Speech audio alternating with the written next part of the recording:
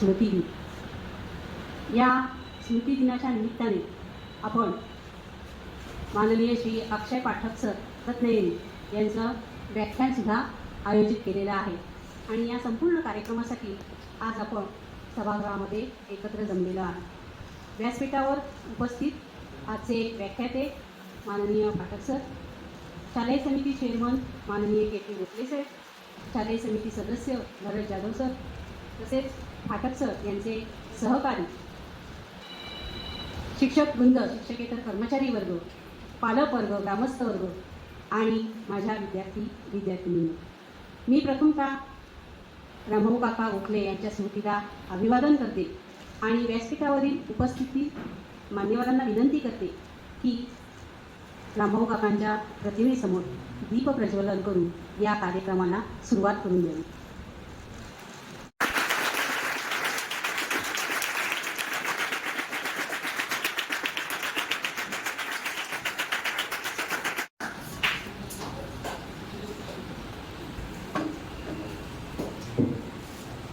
रामभाऊ काकांचं स्मरण करताना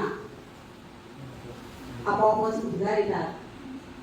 दिव्यत्वाची जेथ प्रतीती तेथे कर माझे जुळती. आपण दोन्ही कर जोडून रामभाऊच्या चरणी नतमस्तक होऊया.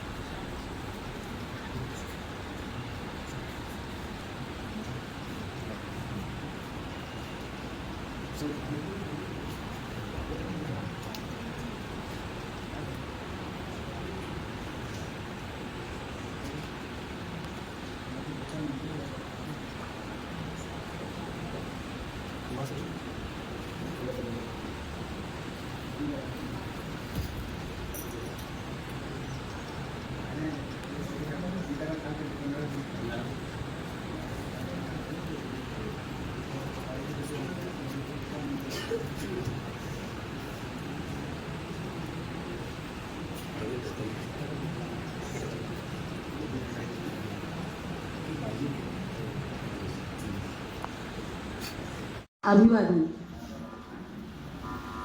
तसेच आजच्या या स्मृतिदिनाच्या कार्यक्रमानिमित्त आपल्या प्रशालेमध्ये सायबर गुन्हे आणि बँकिंग व्यवहारामध्ये होणारी फसवणूक याविषयी जागरूकता आपल्या सर्वांमध्ये यावी म्हणून आज आपल्याला फाटक सर मार्गदर्शन करणार आहे.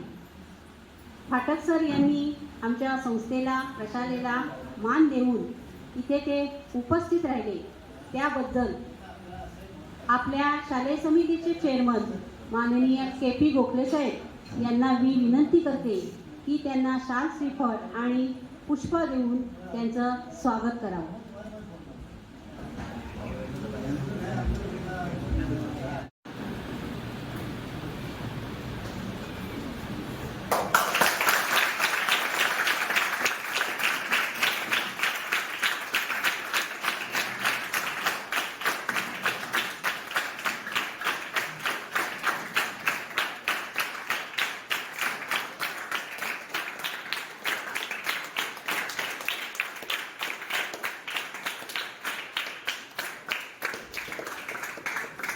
करते.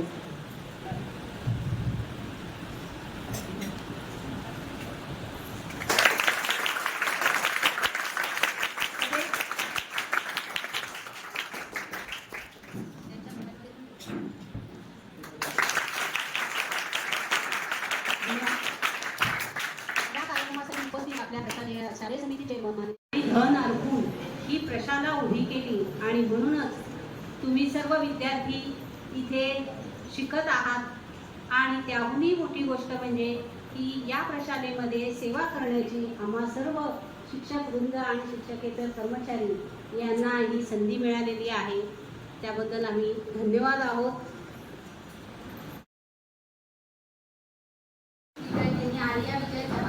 आज 16 ऑगस्ट रामभाऊ काका यांची पुण्यतिथी.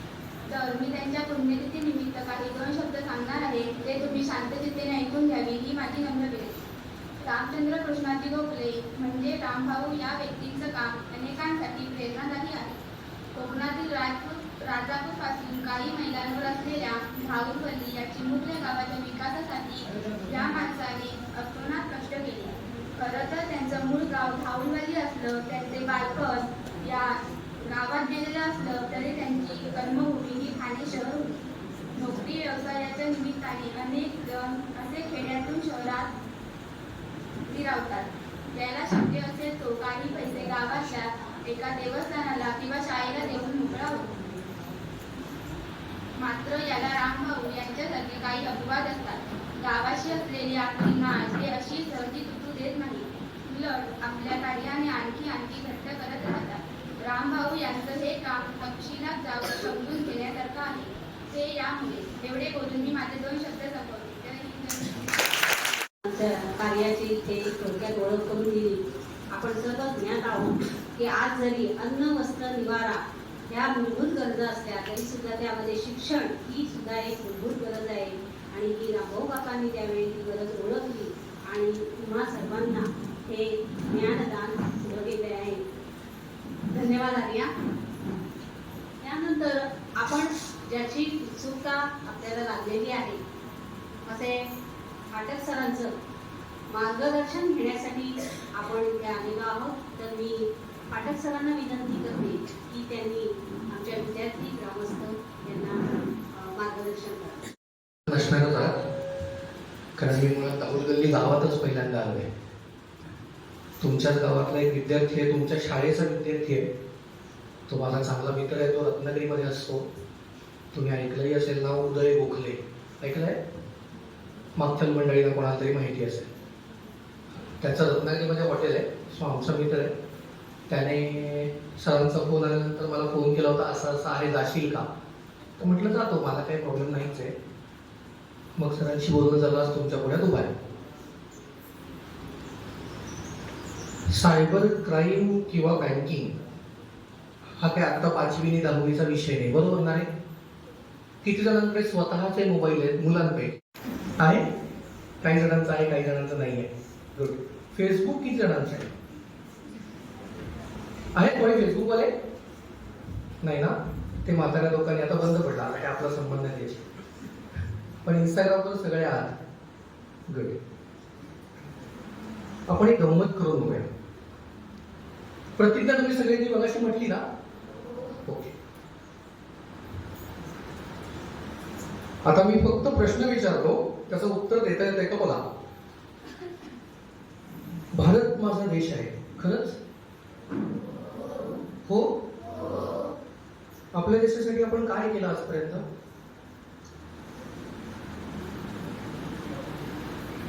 आता हो म्हणा बघू, भारत माझा देश आहे खरंच? नाही? झाला ना कॉन्फिडन्स? गुड. प्रतिज्ञेचं दुसरं वाक्य कोण सांगू शकेल? प्रतिज्ञेचं दुसरं वाक्य तुम्ही सगळ्यांनी एकत्र म्हटलं तरी चालेल.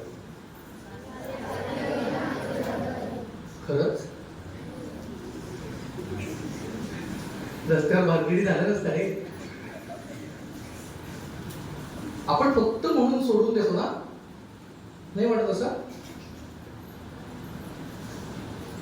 बरोबर ना? चल, तिसरं वाक्य,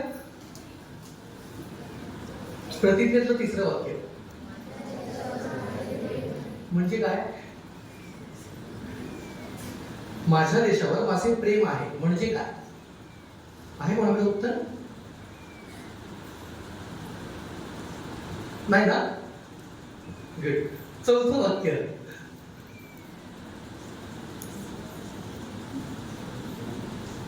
विविधतेने नटलेल्या परंपरांचा मला अभिमान आहे. माझ्या देशातल्या समृद्ध आणि विविधतेने नटलेल्या परंपरांचा मला अभिमान आहे. खरंच आहे?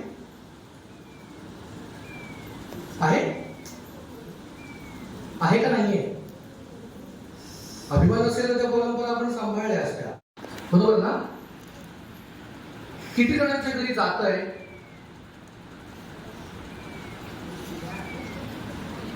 तेवढेच, बाकीच्यानी परंपरा सोडल्या.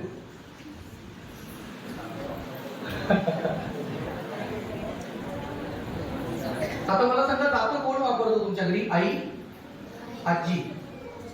आई का नाही वापरत? आता तुम्हाला एक नुकसान सांगतो जे आपल्या पिढीचं आहे, मग तुम्हाला कळेल काय होणार आहे. एक समृद्ध पिढी होती ज्यांचं वय आता 70 ते 100 याच्या मध्ये आहे. ती अजून 10-12 वर्षांनी आपल्या बरोबर नसणार आहे. कळलं ना मी काय म्हटलं? अशी एक समृद्ध पिढी आपल्या बरोबर जगत होती आजपर्यंत, जी जगणार आहे अजून 10-12 वर्ष, 15 वर्ष, जी 70 ते 100च्या मध्ये आहे आणि ती भविष्यात आपल्या बरोबर नसणार आहे 10 ते 15 वर्षांनी. ज्या पिढीने स्थित्यंतर बघितली, ज्या पिढीने, काही जणांनी कदाचित स्वातंत्र्योत्तर काळ बघितला, पण स्वातंत्र्यापूर्वीचा काळ सुद्धा बघितलाय, अशी ही पिढी आजपर्यंत आहे. ज्यांनी पहिलं सरकार बघितलं, आत्ताचं बघितलं, राजकारण बघितलं, सामान्य माणूस बघितला, भारत देश वाढतो कसा तेही बघितलं, भारत देश डुबतो कसा तेही बघितलं. ज्या दिवशी भारतावर अशी अवस्था आली की याच्या पुढे भारतात तांदूळ कमी पडेल, त्या दिवशी भारतातल्या प्रत्येक नागरिकाने आठवड्यातला एक वार तांदूळ नाही खाल्ला आणि आम्ही म्हणतो माझ्या देशावर माझं प्रेम आहे. आम्ही करू? नाही करा. आता एक नवीन न्यूज चालू आहे माहितीये कोलकातामध्ये, माहितीये ना? डॉक्टरची केस चालू आहे, एका डॉक्टरवर बलात्कार झालाय आणि ती केस चालू आहे. किती जणांना माहिती आहे ही न्यूज? माहिती आहे. एक भारत देशाचे सुशिक्षित नागरिक, किती वाईट अवस्था केले नाही. गुड.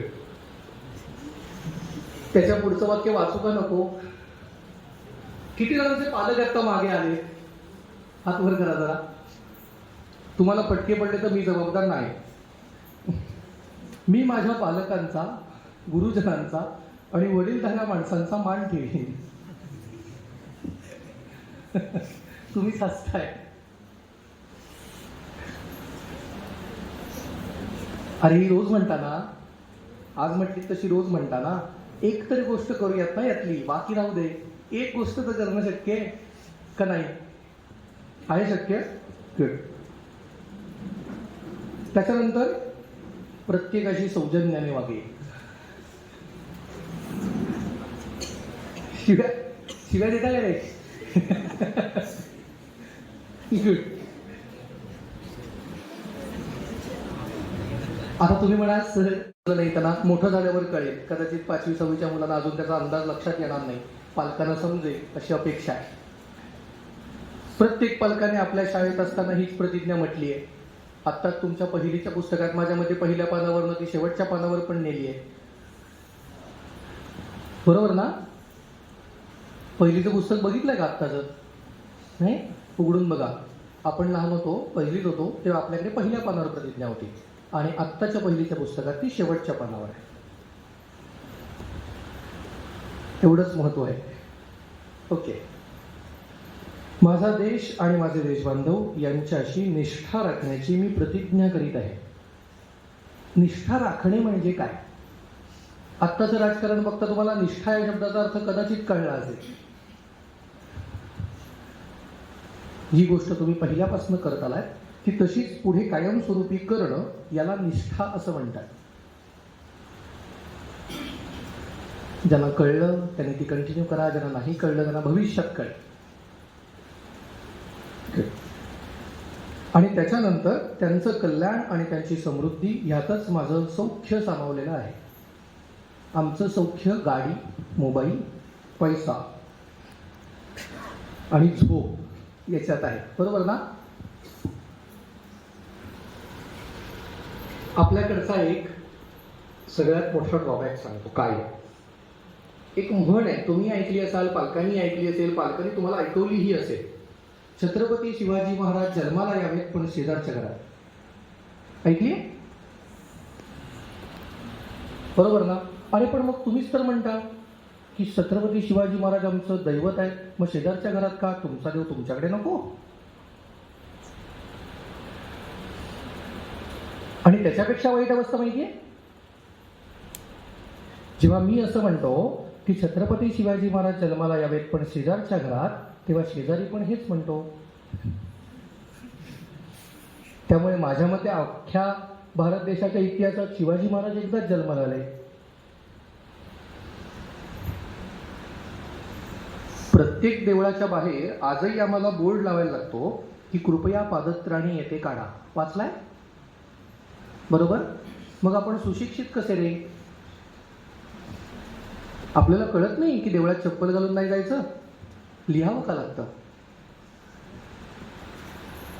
म्हणून मी माझ्या देशाला आज तरी सुशिक्षित मानत नाही. ज्या दिवशी माझ्या देशातल्या प्रत्येक देवळामधनं ही पाटी जाईल की कृपया पादत्राणी येथे काढा, त्या दिवशी मी म्हणेन की हा, आता माझा भारत सुशिक्षित झाला.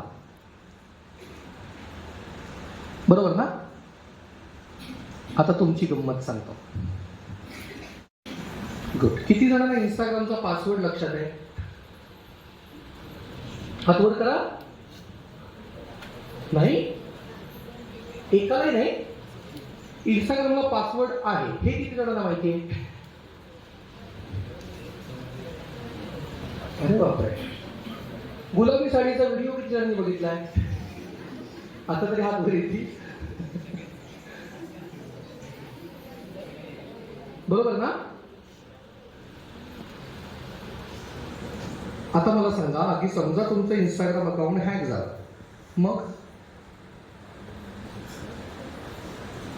रिकवर कसं करणार? कारण तुम्हाला जुना पासवर्डच आठवत नाहीये.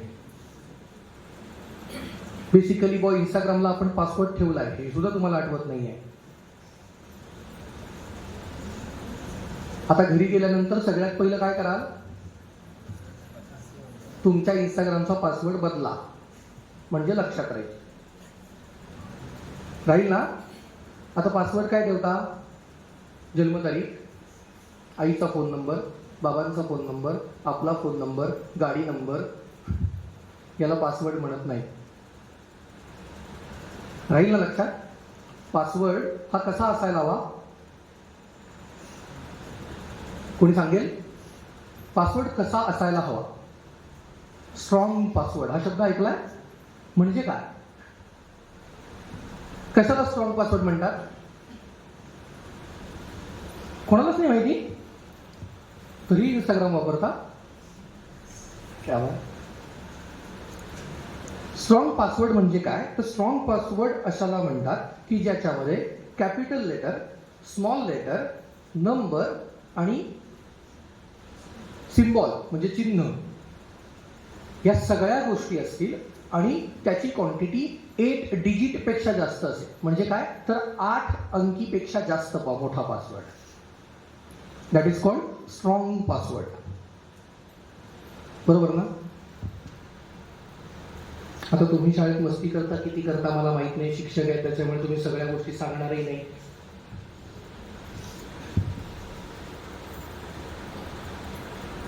लॉकडाऊनमध्ये तुम्ही शाळेत असाल ना, 10वी वाले असतात लॉकडाऊनमध्ये, 5वी 6वी 7वी 8वी कुठेतरी असाल.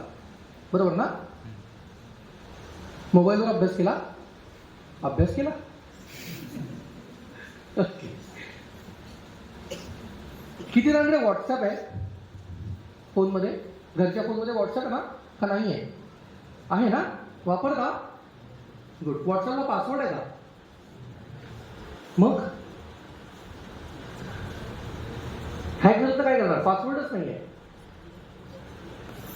कोणी ठेवलाय पासवर्ड? व्हॉट्सअपला पासवर्ड कोणी ठेवला आजपर्यंत? मध्ये व्हॉट्सअपने एक व्हिडिओ पाठवला होता, आता तो तुम्ही बघितला असेल की नाही शंका आहे. त्याला काळजी म्हणून त्याने एकदा पाठवला होता प्रत्येकाला की 2 फॅक्टर ऑथेंटिकेशन किंवा 2 स्टेप व्हेरिफिकेशन. हे शब्द ऐकले नाही? गुलाबी साडी सगळ्यांनी बघितलंय. आपली अवस्था काय सांगू साधारण? व्हॉट्सअप, फेसबुक, इंस्टाग्राम याचा मालक कोण आहे माहिती? नाही माहिती? व्हॉट्सअप, फेसबुक, इंस्टाग्रामचा मालकच नाही माहिती. मग का विकत घेतलंय? का करताय? का वापरताय? तुम्ही तर सगळं त्याला दिलंय. तुमची बर्थडे त्याला माहितीये, तुमचा फोन नंबर त्याला माहितीये, तुम्ही फोटो पण टाकून बसलाय. पण कोणाकडे पाठवलंय ते? कोण आहे तो? मार्क झुकेरबर्ग असं नाव आहे त्याचं. ऐकलंय? आपल्याकडे अंबानींच्या लग्नात आला होता यावेळेला आणि फेसबुक बंद पडलं, तो इकडे आला नाही. येता येता बटन बंद करून आला म्हणे. फेसबुकवरच पोस्ट होती, मला नाही माहिती. पण भीती किती आहे माहिती आहे आपल्याला याच्याबद्दल? ज्या दिवशी रात्री 8 वाजता फेसबुक बंद पडलं त्या दिवशी 25 ते 30 मिनिटाच्या कालावधीमध्ये मी स्वतः 48 फोन उचलले की सर फेसबुक बंद पडलं, हॅक नाही ना झालंय. मुळात रात्री 8 वाजता जेवायचं सोडून तो फेसबुक कशाला बघतो? आणि फेसबुक बंद पडलंय ना, तुझं घरदार विसरलाय, घर चोरीला गेलंय असं तर नाही झालंय काही? एवढं हायपर व्हायला झालंय काय? त्याच्यानंतर ते परत चालू झालं, पण त्यांनी सांगितलं नाही सर्व्हरचा प्रॉब्लेम होता त्यामुळे बंद पडलं होतं. आता हे गरजेचं आहे. याचं कारण असं आहे की तुम्ही 30 सेकंदाच्या आयुष्यात जगता. हे माहिती? नाही माहिती ना? रील्सचे जे व्हिडिओ आहेत ना ते 30 सेकंदाच्या वर तुम्ही बघत नाही, मीही बघत नाही. आणि 30 सेकंदात आम्ही ठरवतो तो व्हिडिओ करणारा खुळा आहे. ज्याच्या घरी त्या व्हिडिओचे 1 कोटी रुपये गेले आणि माझा फोन मला आई बाबांनी घेऊन दिलाय. सेकंदाच्या वर आपण कोणताही व्हिडिओ बघू शकत नाही. आणि ह्याचं उत्तम उदाहरण आपली पिढी. काही जण तर त्याच्यापेक्षा पण भयानक आहे. 30 सेकंदात पहिली 15 सेकंद बघूनच ठेवतात, पुढे काही कामाचं नाही रे ढकलून. तो तरी पूर्ण बघ.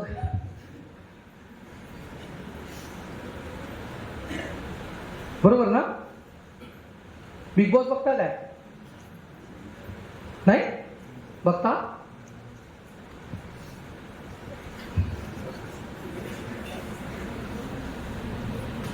सहामाहीच्या परीक्षा व्हायच्या असतील ना अजून? अभ्यास झाला काय? बिग बॉस बघा, बाकी सगळंही करा. तुम्हाला एक सल्ला देऊ मुलाचा. बेसिकली काय माहिती आहे का, सायबर क्राईम क्षेत्रामध्ये मी काम करतोय. तुमच्यापेक्षा कदाचित मी तुमच्या वेळेला ढ असणार आहे, म्हणून मी सायबर क्राईममध्ये आहे. नाही तर मी इकडे आलोच नसतो. मी ऐकला नाहीच, पण मी ज्या प्रमाणात अभ्यास केला तो प्रमाण सांगतो, जेणेकरून तुम्हाला सोपं होईल. आपण काय करतो माहिती आहे, परीक्षेच्या आधी महिनाभर जी काही पुस्तकाची चाळण करतो त्याचा काही उपयोग नाही आहे. महेंद्रसिंग धोनी माहिती आहे सगळ्यांना? सगळ्यांना माहिती आहे ना? गुड.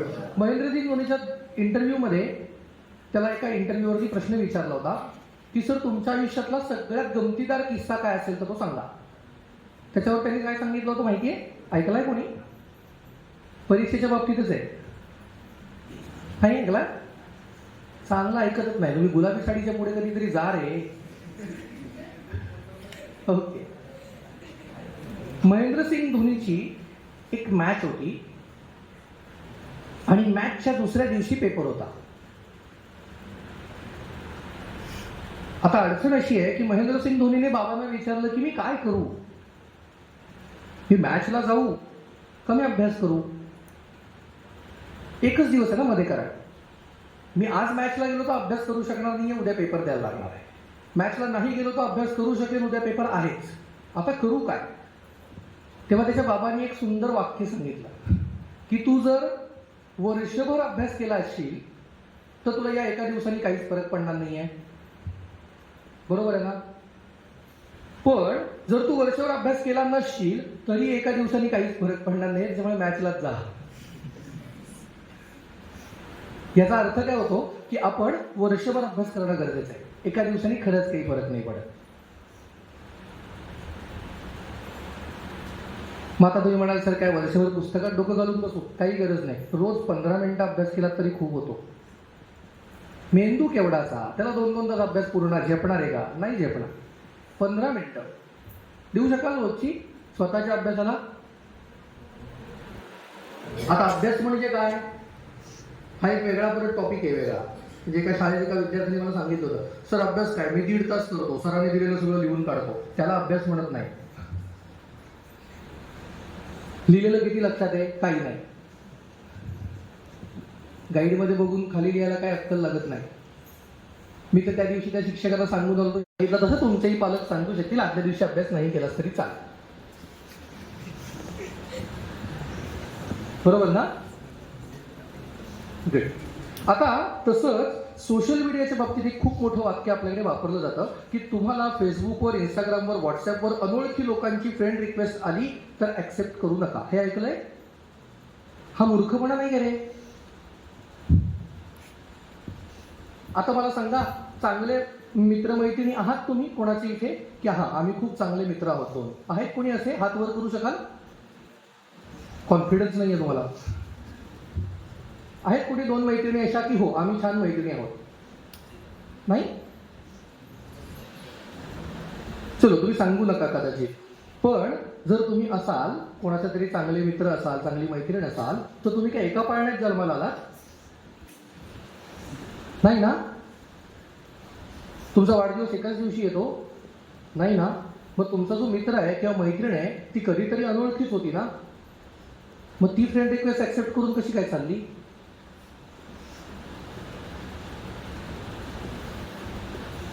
ही आपली अडचण आहे. आपण त्याच्याकडे चुकीच्या पद्धतीने बघतो. फ्रेंड रिक्वेस्ट ऍक्सेप्ट करू नका हा पर्याय नाहीये त्याच्यावरचा. फ्रेंड रिक्वेस्ट ऍक्सेप्ट करा. पण त्याच्याबरोबर तुम्ही जर गप्पा मारत असाल, इंस्टाग्रामवर बोलत असाल, व्हॉट्सअपवर बोलत असाल, तर तुम्ही तुमची पर्सनल इन्फॉर्मेशन देत नाही आहात ना, याची काळजी घ्या. तुम्हाला दुसऱ्या आणि तिसऱ्या मेसेजमध्ये तो तुम्हाला तुमचा घर नंबर, पत्ता आणि आधार कार्डनी फोटो मागत नाही, हे लक्षात ठेवायचं. बरोबर ना? तो साध्या गोष्टी विचारेल ना, मित्रमैत्रीण असेल तर, की काय करतोस, कुठे शिकतोस, कुठल्या शाळेत शिकतोस. साध्या गप्पा मारून झाल्यानंतर 4 महिन्यांनी कोणतरी म्हणेल, अरे चल मी तुझ्या गावात येणार होतो, कुठे आहे तुझं घर, हे होऊ शकेल. पण पहिल्याच दिवशी जर तिसऱ्या मेसेजला तो म्हणाला, नाही रे कुठे आहे तुझं घर, मी येतो, तर त्याला अनफ्रेंड करा. जसं तुम्हाला फ्रेंड रिक्वेस्ट ऍक्सेप्ट करता येतं तसं ब्लॉकही करता येतं. बरोबर ना? भांडण झाल्यावर करता काय? आमच्या काळात आम्ही शिव्या द्यायचो, तुमच्याकडे नवीन पद्धत आहे. भांडण झालं की ब्लॉक करता. काय उपयोग? त्याला कळलंच नाही तुम्ही शिव्या देताय. सो थोडंसं समजून घ्या की आपण चुकीच्या पद्धतीने त्या गोष्टीकडे बघू नका, कारण याच्या पुढचा काळ विदाऊट टेक्नॉलॉजी जगणं अशक्य आहे. हे मान्य आहे ना? मान्य आहे ना? विदाऊट टेक्नॉलॉजी जगणं शक्य आहे. आज तुमचं रेशन पण थंब दिल्याशिवाय मिळत नाही म्हणे, बरोबर ना? किती जणांच्या घरी जे फोन आहेत त्याला जसा पासवर्डचा ऑप्शन असतो प्रत्येक फोनला, बरोबर ना, तसा थंबचा ऑप्शन असतो, माहिती ना, फिंगरप्रिंट. किती जणांच्या फोनला आहे? आहे? ठेवलाय का तो? ऑन केलाय? ऑन केलाय? गुड. पण आता समजा तुमचा फोन मी घेतला आणि मी माझा थंब लावला, तो ओपन होईल?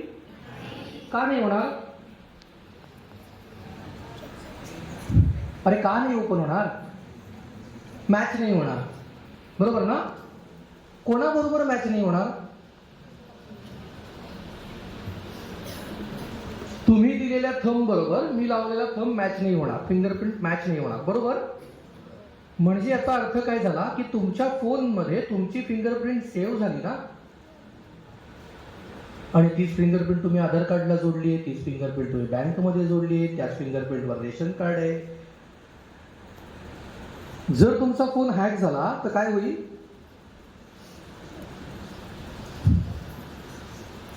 तीच फिंगरप्रिंट कॉपी केली जाते, त्याच फिंगरप्रिंटची रबर स्टॅम्प बनवले जातात आणि ती फिंगरप्रिंट वापरली जाते. माहितीच नाही आहे, त्याने ऑप्शन दिला, मी वापरला, बरोबर ना? फुकट होता. विकत घ्यायचं असतं तर या फोनला फिंगरप्रिंट हवी असेल तर 5,000 रुपये द्या असं सांगितलं, नको, बरोबर ना? आता ती फिंगरप्रिंट वापरून तुम्ही काय काय करू शकता माहितीये? ती नवीन सिम कार्ड घेता येऊ शकतं. आणि या सगळ्याला जबाबदार कोण? फिंगरप्रिंट. अजून एक गंमत सांगतो, जे आपण कायम करतो, सगळे करतात, मी केलं आयुष्यात, असं काही नाही आहे. किती जणांनी रेशन कार्ड, पॅन कार्ड, आधार कार्ड, लाईट बिल याच्या झेरॉक्स काढले आहेत? सगळ्यांनी? असं कोणी आहे मी कधी झेरॉक्स नाही काढली? कोणीच नसणार. पण समजा ती झेरॉक्स खराब आली तर काय करता? टाकून देता? नाही? कुठे ठेवता मग? कारण ती तुम्हाला ऍडमिशनला चालत नाही ना, ती गव्हर्नमेंट डॉक्युमेंटेशनला चालते. एक तर तुम्ही घरात सांभाळणार, हा एक पर्याय. दुसरा, तुम्ही गव्हर्नमेंट ऑफिसमध्ये समजा एखादं डॉक्युमेंट सबमिट केलं तर गव्हर्नमेंट काय 50 वर्षाची डॉक्युमेंट सांभाळून ठेवणार आहे? मग ते जातात कुठे?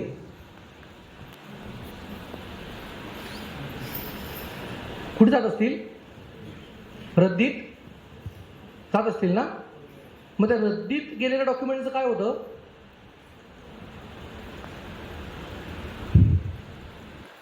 आपल्याला माहिती नाही रे. काय होतं की जेव्हा तो रद्दीवाला ती डॉक्युमेंट बघतो तेव्हा ती सेपरेट करतो. ज्याच्यावर लाईट बिलची प्रिंटआउट आहे, आधार कार्डची प्रिंटआउट आहे, थंब आहे, पासपोर्ट आहे, ज्याच्यावर तुमची आयडेंटिटी कळेल अशी जी डॉक्युमेंट आहेत ती डॉक्युमेंट वेगळी केली जातात आणि प्रत्येक डॉक्युमेंट 10 रुपयांनी मार्केटमध्ये विकलं जातं, ब्लॅक मार्केट.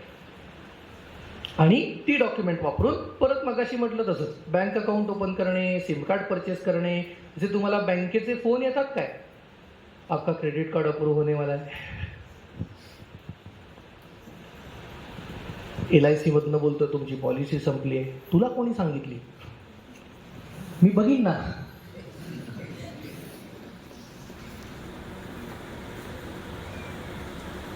पण हे जे फोन येतात याचे कॉन्टॅक्ट कुठून मिळतात? जो नंबर तुम्ही बँकमध्ये दिलाय त्याच नंबरवर फोन कसा येतो? आता तुम्हाला माहित नसेल तर अकाउंट ओपन करताना एक फॉर्म भरलाय प्रत्येकाने. बँक अकाउंट आहे? कोणाकोणाचं बँक अकाउंट आहे? पालकांचं आहे. मुलांपैकी कोणाचं आहे? विद्यार्थ्यांचं अकाउंट नाही? सगळ्यांचे आहेत. वा, पैसे आहेत का? पैसे पण आहेत.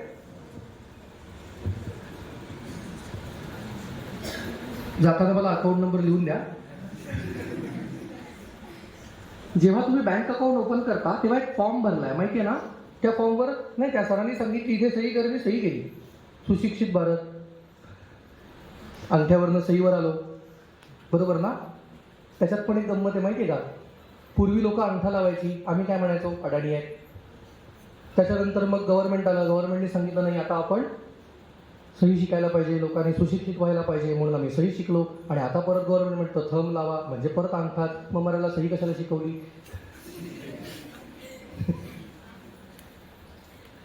माहित नाही का? तुम्ही नाही या. अरे पुण्यात उभा आहे ना. नाही, OTP सांग. अडचण काय आहे की जेव्हा तुम्ही फॉर्म भरलाय त्या फॉर्ममध्ये एक वाक्य लिहिलेलं आहे जे तुम्ही वाचलंच नाही आहे. तुम्ही काय, मीही नव्हतं वाचलं जेव्हा मी अकाउंट ओपन केलं. त्यामध्ये असं लिहिलेलं आहे की कोणतंही पासबुक, कोणतंही चेकबुक आणि कोणतंही ATM कार्ड बँक स्वतः बनवत नाही. ते कोणत्या तरी कंपनीकडनं बनवून घेतलं जातं. मग जर ते बनवून घ्यायचं असेल तर तुमचा मोबाईल नंबर, अकाउंट नंबर, नाव, ॲड्रेस, आधार कार्ड डिटेल्स हे सगळं त्या कंपनीला द्यायला पाहिजे. आता त्या कंपनीने त्या डेटाचं काय केलं हे बँकेलाही नाही माहिती. आणि ते देऊ का नको देऊ, तर तुम्ही द्या म्हणून खाली सिग्नेचर केलेत. सुशिक्षित भारताचे सुशिक्षित नागरिक. म्हणून आपल्याकडे एक वाक्य आहे, माहिती आहे ना? वाचाल तर वाचाल. आम्ही वाचत काहीच नाही. याच्या पुढे कोणतीही गोष्ट करायच्या आधी, कुठेही सिग्नेचर करायच्या आधी तुम्ही कंपल्सरी वाचलं पाहिजे की काय लिहिलंय. आणि त्यावर शंका असेल तर सिग्नेचर करायची नाही. शक्य आहे? वाचता येतो सगळ्यांना? सगळ्यांना येतं? गुड. राहील लक्षात? पण मग आता खराब झेरॉक्स आली किंवा आधार कार्ड तुमचं तुमच्याकडे खराब आहे, पण ते तुम्ही आता रद्दीत टाकणार नाही कारण तुम्हाला कळलं की त्याचं काय होतं. पण तसं करणार काय? जाळून टाकणार, बरोबर ना? काय गंमत आहे माहिती आहे? पण मी इथे उभं राहून सांगू नाही शकत. मी इथे उभं राहून सांगितलं की त्याला काय होतंय, घरी आणली जाळून टाक, हे बरोबर आहे. पण तुमच्यातलाच एक कोपऱ्यातला कोणतरी उभा राहील, सर पेपर जाळला, कागद आहे तो कागद जाळला, मग आता तो फुकट गेला, नवीन कागद बनवायला वृक्षतोड करायला लागते. देशाची काळजी आहे त्याला, बरोबर ना? त्याच्यामुळे तुम्ही खाल्लं सांगितलं जाळून टाका, ओके डन, नो इश्यू. मी सांगितलं तर प्रॉब्लेम आहे. त्यालाही पर्याय देतो मी. इथे उभा आहे ना, मी सगळ्यांना ऑप्शन शोधून उभा आहे. खराब पेपर जेव्हा घरी आणता तेव्हा तो भिजवायचा. शक्य आहे ना? भिजवून बोळा करायचा आणि डस्टबिनमध्ये टाकून द्यायचा. मग काय होतं माहिती आहे? तो पेपर परत वापरता येत नाही, पण त्याचा रिसायकल करून परत पेपर बनवता येतो. कारण पेपर रिसायकल करताना, कागद रिसायकल करताना म्हणजे कागदापासनं कागद बनवताना पहिली रिक्वायरमेंट काय आहे? पेपर भिजवावा लागतो. एवढं करू शकाल म्हणजे हे सगळे स्कॅम गायब होतील. आता त्याशिवाय समजा तुमच्या नावावर सिम कार्ड आहे का नाही, तुमच्या नावावर किती सिम कार्ड आहेत हे कसं कळेल? त्याची सिक्युरिटी पण सांभाळणं तुमचीच जबाबदारी आहे. मग तुमच्या आधार कार्डवर किती सिम कार्ड आहे हे कसं कळणार? तर गव्हर्नमेंटनी एक वेबसाईट सुरू केलेली आहे, त्याचं नाव आहे टॅफकॉप, TAFCOP, टॅफकॉप. त्या वेबसाईटवर जाऊन तुमचा आधार कार्ड नंबर आणि खाली एक कॅप्चा कोड येतो, माहिती आहे? तुमच्या जनरेशनला बऱ्यापैकी सगळ्यांना माहिती असतो. वरती दिलेल्या चित्रातले अंक नंबर जे काय असेल ते तसं टाकायचं खाली.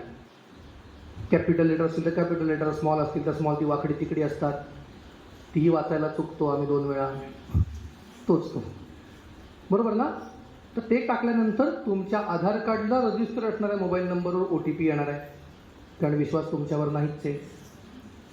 तो OTP तुम्ही टाकला की ते पोर्टल लॉग इन होतं आणि त्याच्यावर तुम्हाला सगळे नंबर बघायला मिळतात जे जे तुमच्या आधार कार्डवर रजिस्टर्ड आहेत तुमच्या नावाने.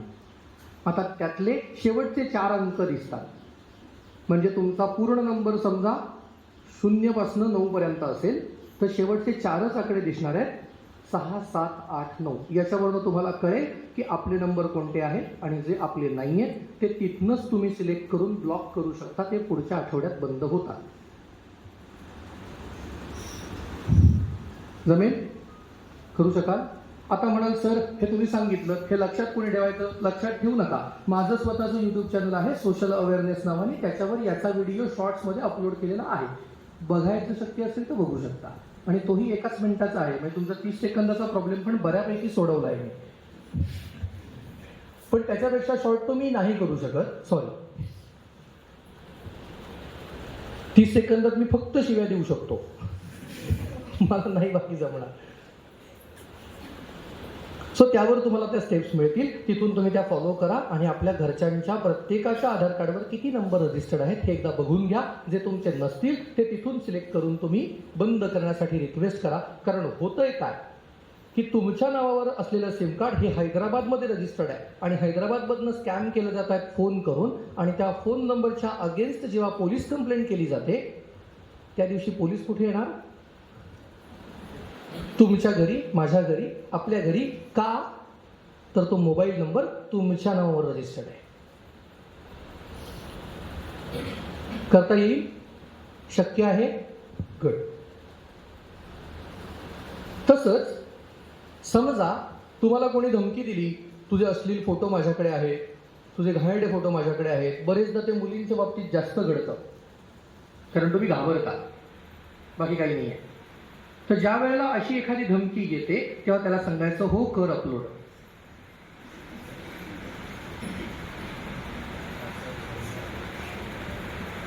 का?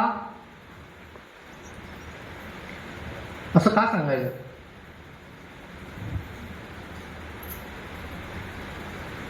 कारण तुम्हाला घाबरवून पैसे मिळवणं हा त्याचा प्रथम उद्देश आहे. त्याने अपलोड करून त्याला काही फायदा आहे? तुमची बदनामी होऊन त्याला काही फायदा आहे? काही नाही आहे. कर तू. कुठे लोक लक्षात ठेवतायत? तुम्हाला तुमचा पासवर्ड आठवत नाही, तुमचा व्हिडिओ लक्षात राहणार आहे? नाही राहत नाही. जग बरंच पुढे गेलंय. आणि तरी तुम्हाला भीती वाटत असेल तर बेटर चॉईस, त्याला अपलोड करायला सांगा. तो डिलीट कसा करायचा ते मी सांगतो. हा चांगला ऑप्शन आहे ना? ग्रेट. समजा असा तुम्हाला कोणी फोन केला, मेसेज केला, तर त्याला सांगा हो ठीक आहे कर तू अपलोड, काही प्रॉब्लेम नाही आहे. त्याच्यासाठी पण गव्हर्नमेंटनी साईट सुरू केलेली आहे, stopncii.org. STOP stop, N for national, C for crime, I for India, I for India. stopncii.org. राहील लक्षात? नाही राहिली लक्षात तर तुमच्या शिक्षकांचे नंबर माझ्याकडे मी घेऊन जाताना त्यांच्याकडे पाठवून ठेवतो, म्हणजे तुम्हाला क्लासरूममध्ये लिहून देतील, तिथे लिहून. प्रॉब्लेम काय माहितीये? लोकांनी, म्हणजे आता बरेच जणांनी basically lions club, rotary club यांनी सगळ्यांनी माझे सत्कार केले. पण सत्कार केल्यानंतर मी त्यांना हेच सांगतो, प्रॉब्लेम काय माहितीये का, की तुम्ही सत्कार कशासाठी केले? की 440 अकाउंट हॅक झालेली रिकव्हर केली म्हणून. पण मला तो सत्कार नको आहे. का नको आहे? तर 440 अकाउंट हॅक झाली ना, पण रिकव्हर केली हे नंतर आहे. त्याच्यापेक्षा वाईट गोष्ट हॅक झाली ही आहे. ते हॅक नाही होण्यासाठी काय करू शकतो? जे मी आत्ता करतोय ते करू शकतो.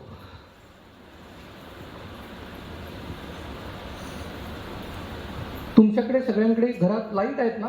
सगळ्यांकडे लाईट आहेत? अजून कोणी आहे दिवाबत्तीवाला? नाही ना?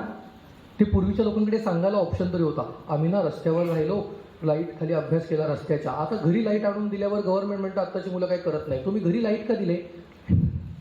आम्ही पण गेलो असतो रस्त्यावर. पण पूर्वीच्या लोकांकडे तो एक चांगला पॉईंट होता की नाही, मी रस्त्यावर राहिलो, रस्त्यावर अभ्यास केला. अरे लाईटच रस्त्यावर होते, त्याला तुम्ही तरी काय करणार?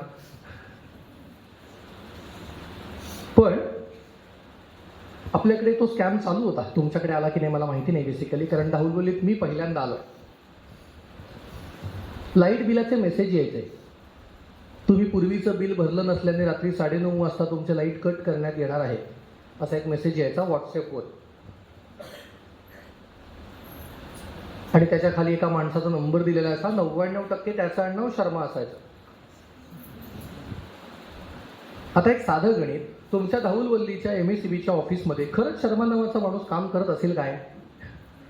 नाही. तरीही काही लोक त्यांना फोन करतात. त्याचं टेन्शन तुम्ही अजिबात घेऊ नका. आणि त्याच्यापेक्षा भयानक सांगतो, समजा खरंच तुमच्याकडे रात्री 6 नंतर एखादा माणूस लाईट कट करायला म्हणून आला, तर त्याला चहा, कॉफी, सरबत, तुमच्याकडे जे काही शक्य आहे ते त्याला द्या. मी फक्त 3च गोष्टी सांगितल्या, चौथी तुमच्यावर डिपेंडेंट आहे. तर ती द्या. ती दिल्यानंतर त्याला मीटरजवळ न्या, तुमचा मीटर दाखवा, केबल दाखवा, आणि ती कट करत असताना एक व्हिडिओ काढा. त्याच्या पुढची प्रोसिजर सांगणार, पण त्यातलं होणारं 50% प्रॉफिट मला देणार असेल तर देणार काय? अरे होय तरी म्हणा. हां, तर समजा असं घडलं तर त्याचा व्हिडिओ करा, आणि तो व्हिडिओ घेऊन मस्तपैकी एका वकिलाकडे जा आणि त्याला सांगा की आमचे लाईट संध्याकाळी 6 नंतर या दिवशी त्याने कट केले, त्याचा हा पुरावा आहे, कोर्टात केस दाखल करा. कोर्टात केस दाखल झाल्यानंतर कमीत कमी 2 कोटीपर्यंत नुकसान भरपाई मिळते. कारण गव्हर्नमेंट नियमानुसार संध्याकाळी 6 ते सकाळी 6 कोणत्याही घराचे लाईट कट करण्याचा अधिकार MSEBला नाही. 1 कोटी माझे, 50% मी आधीच सांगितलं. हां, ओके. रेकॉर्ड केलंच ना रे? हां, तर आता माझ्याकडे पण पुरावा आहे. हां, तर त्याची पण मेहनत कामाला नको यायला. तो इतका वेळ फोन करून बसलाय, सोपं नाही आहे, हात दुखायला लागला असणार आहे असं. तर हे करताना कायम लक्षात ठेवा की अशी कोणतेही मेसेजेस तुम्हाला MSEB नाही करणार आहे. कुठल्याच कंपनीला ते परवडणार नाही आहे. मग कंपनीने काय केलं की त्यांना सांगितलं की तुम्ही जे काही कॉल करायचे ना ते व्हॉट्सअप थ्रू करा, कारण व्हॉट्सअप फ्री आहे. इंटरनेटच्या कनेक्शनचे पैसे कंपनी भरती आहे. माझी मैत्रीण तिच्या घरी पुण्यात बसून कम्प्युटरवर काम करून व्हॉट्सअपवर कॉल करून काम व्यवस्थित चालू होतं, काही प्रॉब्लेम नव्हता. आता काय होतं की जेव्हा असे इंटरनॅशनल कॉलिंग चालतं तेव्हा काही वेळेला काही प्रॉब्लेम हे फोटो काढून, व्हिडिओ करून, व्हॉइस कॉलवर किंवा व्हिडिओ कॉलवर दाखवावे लागतात की हां हे झालं, डन झालं, आता तुम्हाला आम्ही फाईल पाठवतो, यात काही शंका नाही आहे ना, हे कन्फर्म करावं लागतं. तर एक दिवशी रात्री 9:30 वाजता तिला एक व्हिडिओ कॉल आला, जो ती कॉमन उचलत होती तसाच तिने तो उचलला. तो उचलल्यानंतर हार्डली 7 ते 8 सेकंद तो कॉल चालू राहिला आणि तो कॉल कट झाला. समजा असं आपल्या बाबतीत झालं तर आपण काय म्हणतो? इंटरनेट बंद पडलं असेल, वायफाय बंद पडलं असेल, फोन बंद पडला असेल, व्हॉट्सअप क्रॅश झालं असेल, बरोबर. पण त्या फोन कॉलवर एक गंमत अशी झाली होती की समोरची जी स्क्रीन आहे, म्हणजे समोरच्या माणसाचा जिथे चित्र दिसायला पाहिजे, एरिया दिसायला पाहिजे, तिथे फक्त ब्लॅक स्क्रीन दिसत होती आणि हिचा कॅमेरा ऑन झाला होता, जो सगळ्यांचाच होतो, कॉमन इश्यू. त्यानंतर जी लोक विश्वास नाही ठेवत. त्यानंतर प्रत्येकजण तेच करतो जे तिने केलं. आता मुळात ती IT इंडस्ट्रीत काम करत होती, त्यामुळे तिला माहिती होतं याने काही फरक पडत नाही. मग तिने सांगितलं कर, तुला काय करायचं ते, मी पैसे काय देणार नाही. ती म्हणले ठीक आहे. त्यानंतर 3ऱ्या दिवशी तो व्हिडिओ तिच्याच एरियामध्ये काही लोकांकडे आला, हॅकरनी पाठवले. त्यानंतर तिने पैसे द्यायला नकार दिला. पण हे सगळं झालंय म्हटल्यानंतर पोलीस स्टेशनला जायला पाहिजे म्हणून ती उठून पोलीस स्टेशनला गेली. पोलीस स्टेशनला गेल्यानंतर पोलिसांनी सांगितलं तुमचा फोन फॉर्मॅट करा, हे सोल्युशन आहे. माझा फोन फॉर्मॅट करून काय होणार? व्हिडिओ त्याच्याकडे आहे ना, मी बनवला आहे नाही. मग आता तेवढी अक्कल तर तिला होती कारण ती IT इंजिनियर आहे. त्याच्यानंतर ती उठली, पोलीस दाब देत नाहीत म्हटल्यानंतर सामान्य माणूस परत हेच करतो, वकिलाचा सल्ला घेऊ. ती उठून वकिलांकडे गेली. आता तुमच्यासाठी आणि माझ्यासाठी कदाचित ते बदलेल, माहीत नाही, पण आजपर्यंत तरी तसंच आहे. असा असलेली व्हिडिओ व्हायरल होणं आणि त्याच्यासाठी उभी राहणारी केस ही इमर्जन्सी केसमध्ये येत नाही. हा, ही इमर्जन्सी नाही आहे. आहे का नाही आहे? एका मुलीचा एक अश्लील व्हिडिओ बनवून व्हायरल केला जातोय, ही इमर्जन्सी आहे का नाही आहे? आहे. पण ती आमच्या लॉयर लोक म्हणतात की नाही आहे. त्याच्यामुळे त्यांनी असं सांगितलं की ही केस कोर्टात उभी राहायला कमीत कमी 6 महिने लागतील. तोपर्यंत त्या व्हिडिओचं काय होईल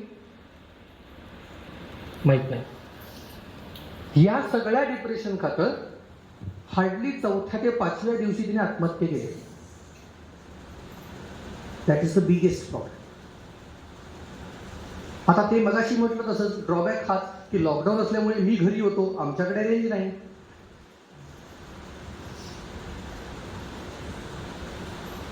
ज्या दिवशी मला हा प्रकार कळला 10व्या-15व्या दिवशी, तेव्हा स्पेशल परमिशन काढून मीही पुण्यात गेलो. पुण्यात गेल्यानंतर डिपार्टमेंटला म्हटलं आता मला द्या सगळं, मला तर चेक करू द्या. चेक केल्यानंतर काही गोष्टी लक्षात आल्या की अरे हा काहीतरी तर ट्रेस पॉईंट आहेत याला, असं नाही आहे की सगळंच वाऱ्यावर सोडून देऊ शकतो आपण. त्यानंतर त्याच्यामध्ये एक गोष्ट लक्षात आली ती अशी आहे की त्या मुलीच्या बिल्डिंगमध्ये राहणाऱ्या 4 लोकांनी, वय वर्ष साधारण 40 ते 60 याच्यामध्ये असतील, अशा 4 लोकांनी तो व्हिडिओ त्यांच्याकडे आल्यानंतर 16 ग्रुपवर शेअर केला होता. तिच्याच बिल्डिंगमध्ये राहणाऱ्या, ज्यांना रोज सकाळी उठल्यानंतर दिसले तर काका, मामा, आजोबा, दादा जे काही ती म्हणत असेल. आता काय गंमत आहे की मला जोपर्यंत समाधान मिळत नाही तोपर्यंत मी काम करतो, हा माझा ड्रॉबॅक आहे. म्हणून उठलो आणि त्या 4 लोकांची नावं घेऊन, त्या 4 लोकांचा ॲड्रेस घेऊन मी त्यांच्या घरी गेलो. त्यांना म्हटलं मला प्रॉब्लेम काही नाही, तिने जीव द्यायचा आहे देऊन झालाय, एका प्रश्नाचं उत्तर हवंय फक्त, तेवढं द्या, व्हिडिओ शेअर का केला? काहीतरी कारण असेल ना व्हिडिओ पाठवला तर. पाऊण तास प्रत्येकाच्या पुढ्यात बसलोय, आजपर्यंत एकानेही उत्तर दिलेलं नाही व्हिडिओ शेअर का केला. हाकनात पोरीचा जीव गेला ना बड. वय वर्ष 25, 26, 27 ची पोर आत्महत्या करते. डोकं गहाण टाकलंय तुम्ही, काय शेअर करताय? आणि जर ती तुम्हाला काका, दादा, मामा, आजोबा म्हणत असेल आणि तुमच्या पुढे तसा व्हिडिओ आला तर तिच्या घरी जाऊन कानाखाली मारा. जर ती काका म्हणत असेल तर ही तुमची जबाबदारी नाही. मग ती सांगेल ना हा व्हिडिओ माझा आहे, नाही आहे, जे काही घडलं नव्हती ना म्हणून शेअर केला. त्यांची असती तर केला असता, नसता केला. एवढी भयानक मानसिकता आहे आपल्याकडे. आणि आमच्या प्रतिज्ञेत आम्ही म्हणतो हो माझ्या देशावर माझं प्रेम आहे. खरंच नाही ना?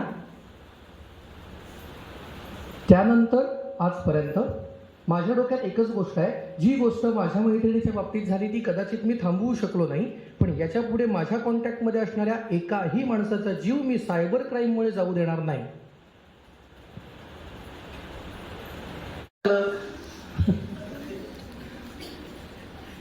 हा, तर तुम्ही जशी शाळेत येतात तसा तोही विद्यार्थी कॉलेजला येतो. रेग्युलर की नाही मला माहिती नाही, पण येतो. तो आला घरी सांगून मी कॉलेजला जातोय. तो कॉलेजला आला, पहिलं काहीतरी एखादं लेक्चर बसला आणि मग साहेबांनी ठरवलं की आपण भगवतीवर जाऊ. भगवती माहिती किल्ला ऐकलाय? नाही, काही जणांनी ऐकला असेल, काही जणांनी नसेल. भगवती किल्ला आपल्याकडे रत्नागिरीत आहे. भगवती किल्ल्याच्या पायथ्याशी एक स्पॉट आहे ज्याला सनसेट पॉईंट म्हणतात. तिथे संध्याकाळी सूर्य मावळताना बघण्यासाठी लोक गर्दी करतात, जो रोजच मावळतो. गेली बरेच वर्ष सूर्य कायमच पश्चिमेला मावळतो. त्यात बघतात काय मला माहिती नाही, पण बघतात. तर आणि त्यासाठी गर्दी करणारी लोक आहेत. म्हणजे चांगली गोष्ट आहे, मला त्याच्याबद्दल दुमत नाही आहे. पण माझ्या मते तुम्ही इथे उभे राहिला तरी पण तशाच प्रकारात मावळतो. पण जे काही असेल तिथे जातात, बघतात. ह्या पोरांनी दुपारी 12 वाजता 4-5 गाड्या घेतल्या, त्यांचे मित्रमैत्रिणींचा जो काही ग्रुप होता ते सगळे उठले आणि भगवतीवर गेले. आता दुपारी 12 वाजता ना सूर्य मावळत ना उगवतो, ते कशाला गेले माहीत नाही, गेले होते. तर 12 वाजता तिथे गेल्यानंतर भगवतीचा एक ड्रॉबॅक आहे, तिथे खायला काही मिळत नाही. तुम्हाला हवं असेल तर रत्नागिरीतनं घेऊन वर जायचं. हे काय तिथल्या लोकल माणसाने माहितीच असतं, जसं मला माहिती आहे. मग काय केलं त्यांनी? काही नाही, खालनं काय तुमचे चिप्स बालाजीचे लेसचे विकत घेतले, कोल्ड्रिंक विकत घेतलं आणि वर गेले. वर जाऊन बसल्यानंतर आता कोल्ड्रिंक चिप्स खात आहेत, तर त्याने एक सेल्फी काढला आणि तो सेल्फी इंस्टाग्राम पेजवर अपलोड केला, ज्याला तुम्ही स्टोरी म्हणता, बरोबर ना? ती स्टोरी अपलोड केल्यानंतर त्याने एक सगळ्यात मोठं कार्य केलं आयुष्यात. ते असं आहे की त्याने नातेवाईक सगळे शोधले आणि ब्लॉक केले. त्याच्यामुळे कोणत्याही नातेवाईकाला ती स्टोरी दिसत नाही आहे. आई बाबा तर सगळ्यात पहिले ब्लॉक आहेत. त्याच्यानंतर ती स्टोरी त्याने अपलोड केली. स्टोरी अपलोड केल्यानंतर 8व्या ते 9व्या मिनिटाला एक कॉल बाबांच्या फोनवर गेला आणि तो कॉल असा होता, आपका लड़का भगवती पे है, आपको घर में चाहिए तो 1 लाख रुपए इसी नंबर पे फोन पे या गूगल पे कर दो, नहीं तो आपका लड़का घर में नहीं आएगा. याच्यानंतर काय झालं ते आता काय माहिती आहे, आमची भाषा धड नाही, तेवढ्या वेळात तुम्हाला कळलंच असेल. तर साधारणतः आमच्या भाषेत आम्ही काय म्हणतो माहिती आहे, मुलगा भगवतीवर आणि बाबा गॅसवर, या लेवलला असणार ना. त्याच्यानंतर बाबांनी त्याला जवळजवळ 27 वेळा फोन केलाय. मुलाने एकही फोन उचलला नाही. का? कारण तो कॉलेजला आहे, बरोबर ना. लेक्चरमध्ये फोन नाही उचलत, गेम खेळून चालतो. हा, त्याच्यानंतर आता त्यांचं नशीब चांगलं म्हणावं, त्यांनी मला फोन केला, दादा असं असं झालंय, आपण काय करू शकतो? म्हटलं करू शकतो, एक काम करा. कुठे आहे? भगवतीवर ना. मी टिळकाळीत राहतो, टिळकाळीतनं भगवती हार्डली 3 ते 3.5 मिनिटावर आहे. मला फोटो पाठवा, मी जाऊन बघतो. मुलाला मी ओळखत नाही, त्यांनी मला फोटो पाठवला. मी भगवतीवर गेलो. काही नाही, पोरगं बसलाय, वडापाव खात आहे. बाबाचा वडापाव होतोय. आता त्याच्यात त्याचीही चूक नाही येणार आहे. त्याला तरी बडबडून शिवाय देऊन करू काय? त्याची चूक आहे त्याच्यात काही?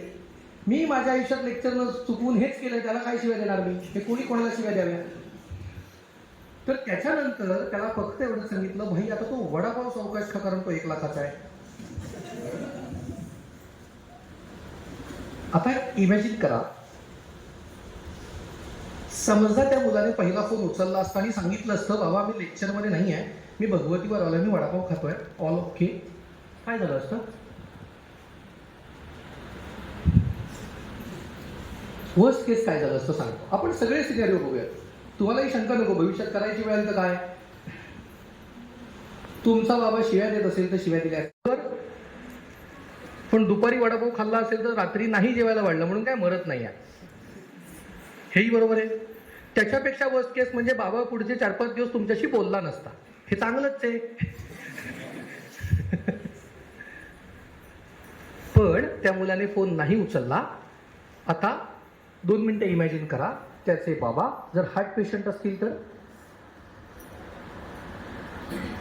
त्याचे बाबा बीपी पेशंट असतील तर, त्याचेच बाबा शुगर पेशंट असतील तर काय झालं असतं? ते प्रेशर हँडल झालं असतं? आपली चूक केवढ्याला पडली असती? आपली अडचण काय माहिती का? जोपर्यंत आपल्याकडे जे आहे त्याची किंमत आपल्याला कळत नाही, तोपर्यंत ते गमावल्याचं दुःखही आपल्याला कळत नाही. आता तुम्हाला याची जाणीव म्हणून अंदाज देऊन ठेवतो. तुम्ही रत्नागिरीत येता? जाता रत्नागिरीत? हां, तर याच्या पुढे जेव्हा जेव्हा तुम्ही रत्नागिरीत जाल तर अख्ख्या आयुष्यात एकदा तरी वरती एक आशादीप नावाची संस्था आहे, जी मतिमंद आणि गतिमंद मुलांचा सांभाळ करते. त्यांच्याकडे आता 27 विद्यार्थी आहेत. त्यांच्याकडे जा. त्यांच्याकडे गेल्यानंतर तिथे जाऊन 15 मिनिटं बसा. आयुष्यातली, तुमच्या अख्ख्या आयुष्यातली 15 मिनिटं तिथे बसा. तिथे तुम्ही बसून आलात ना की तिथनं बाहेर पडताना 16व्या मिनिटाला तुम्हाला कळलेलं असेल की माझ्याकडे काय काय आहे. तुम्हाला आजपर्यंत सगळ्यांनी काय काय नाहीये ते सांगितलंच आहे. तिथे असेही मुलं आहेत ज्यांना स्वतःचा आई बाबा पण ओळखता येत नाही, ज्यांना स्वतःचं जेवता येत नाही, ज्यांना स्वतःचे प्रातःविधी कळत नाही, ज्यांना धड बोलता येत नाही, ज्यांना धड समजत नाही की आपल्याला होतंय काय. हे सगळं तुम्हाला कळतं ना रे. मग किती कंप्लेंट करतो आपण आपल्या आयुष्याबद्दल. माझ्याकडे हे नाहीये, त्याच्याकडे ते आहे. अरे होय ठीक आहे, जग ना. म्हणून एकदा तरी जाऊन भेट देऊन या. आता ह्यातही आपण एक म्हणजे हे जे करतो याच्याबरोबर अजून एक जॉईंट कार्य करतो. तुम्हाला माहिती असावं म्हणून सांगून ठेवतो. आपण जे काही सेमिनार घेतो किंवा जी काही अकाउंट रिकव्हरी करतो, यामध्ये सेमिनार जर रत्नागिरी शहराच्या बाहेर असेल तर त्याचे ट्रॅव्हलिंग चार्जेस ज्या त्या संस्थेकडनं घेतो. आता तुमच्या शाळेने अरेंज केलं आहे का, शाळेकडनं मी येण्या जाण्याचा खर्च घेणार 100%, कारण CNG पंप माझ्या बाबांचा नाही आहे. सो ते मला घ्यायला पाहिजे. पण समजा शाळेने तुमच्या मला 2,000 रुपये दिले, 3,000 रुपये दिले, 4,000 रुपये दिले, कितीही दिले असतील आणि त्यातला माझा खर्च 1,000 रुपये झाला असेल तर राहिलेली वरची जी काही रक्कम आहे ही आपण तुमच्याच शाळेच्या नावाने आशादीप संस्थेला दान करतो. ही पहिली गोष्ट. दुसरी गोष्ट, जिथे जिथे आपण अकाउंट रिकव्हर करतो, म्हणजे मगाशी मी जी काही 450 अकाउंट सांगितली, जी इंस्टाग्राम, व्हॉट्सॲप, फेसबुकची आहे, जी आपण अकाउंट रिकव्हर करतो हॅक झाल्यानंतर, त्याचेही चार्जेस आपण घेत नाही. पण जर एखादा माणूस तसा असेल की नाही सर मला तुम्हाला पैसे द्यायचेच आहे किंवा त्याच्या बदल्यात मला काहीतरी तुम्हाला द्यायचं आहे, तर त्यालाही आपण हेच सांगतो की आशादीप संस्थेचा अकाउंट नंबर तुला आम्ही पाठवतो, त्या अकाउंटला तुला जी रक्कम पाठवायची ती पाठव. ती रक्कम सुद्धा आम्ही सांगत नाही. पण लोक पण आपल्याकडे भारतात अगदीच वाईट नाही आहेत असं म्हणायला हरकत नाही. आजपर्यंत लोकांनी 81,000 रुपये जमा केले का गेल्या 3 ते 4 वर्षात. असं नाही आहे की लोक. धन्यवाद सर. आपण इतके 2 तास कंटिन्यू मार्गदर्शन करत होतात, पण ते आणखीन अर्धा तास पण ऐकायची आमची तयारी होती. इतकं तुम्ही छान अनुभवातून सांगितलं.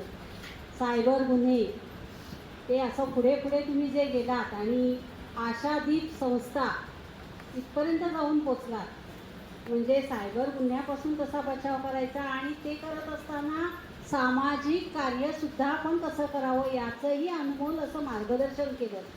कदाचित आमचे मोठे विद्यार्थी जे आहेत 9वी 10वीतले किंवा आशादीप संस्था याचा तरी कुठेतरी विचार करतील. आणि मला वाटतं ते गुगल बाबा तुमचं आहेच ना, त्याच्यावर सर्च करा आशादीप. तर खूप छान असे अनुभव सर तुम्ही सांगितलेत आणि सध्याच्या पिढीला त्याचीच फार गरज आहे. खरंच आजचा हा रामभाऊ बाबांचा जो स्मृती दिन आहे हा खऱ्या अर्थाने आम्ही आज तो प्रत्यक्षात असा इथे संपन्न झाला असं म्हणू. कारण आजच्या पिढीला जी आवश्यक माहिती आहे ती नक्कीच सर तुम्ही खूप छानपणे दिली आहे. विद्यार्थी त्याचा नक्कीच विचार करतील. यानंतर मी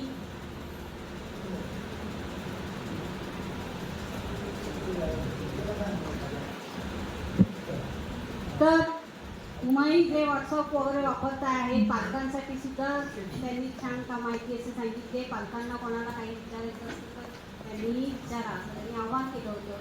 परंतु ठीक आहे. तर आजच्या या कार्यक्रमाला पाठक सर उपस्थित राहिले. आपल्या प्रशालेला त्यांनी भेट देऊन आपल्या विद्यार्थ्यांना अतिशय छान अशी माहिती सांगितली. आपले पालक वर्ग या कार्यक्रमाला उपस्थित राहिले. तसेच व्यासपीठावर आपले मान्यवर उपस्थित राहिले. या सर्वांचे मी आमची संस्था आणि प्रशाला याच्या वतीने आभार मानते आणि हा कार्यक्रम इथे असा संपन्न झाला असं जाहीर करते.